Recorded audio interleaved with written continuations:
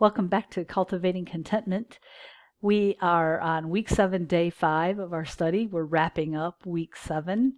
Our topic this week has been a way of seeing.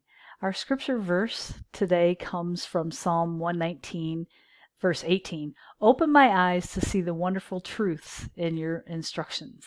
So again, we're being encouraged or praying for God to open our eyes so that we can see something beyond what we would normally see.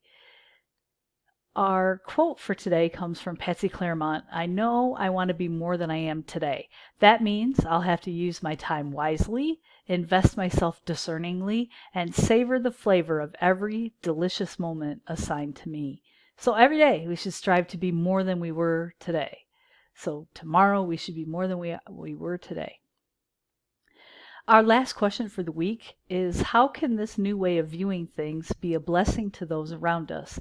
If you look at Romans 12, 10 through 18, you can make a list. How does Paul urge us to reach out to those we see all around us?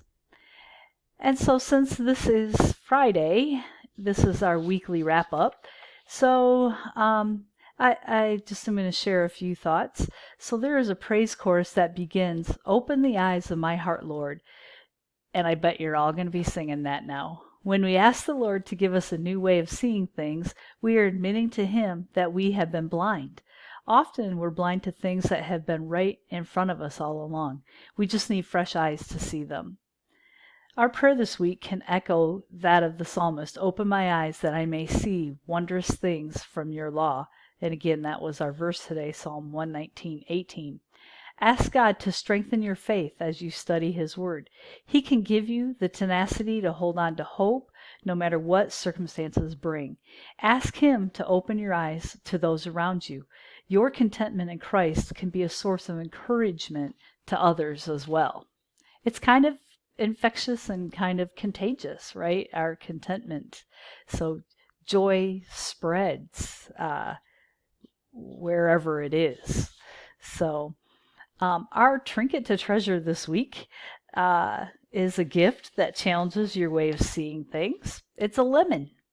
To some, a lemon means a poor automobile selection, a sour bite, or that patent pucker.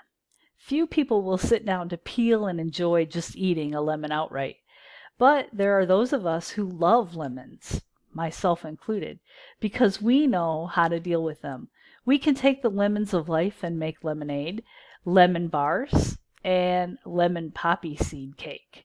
Let your friends help you find a new way of loving lemons this week. So, we have the weekend off to enjoy our families and to spend some time with God. Our topic for next week is keeping your focus. So I look forward to joining you next week, and I look forward to your responses from today's question. So have a great weekend.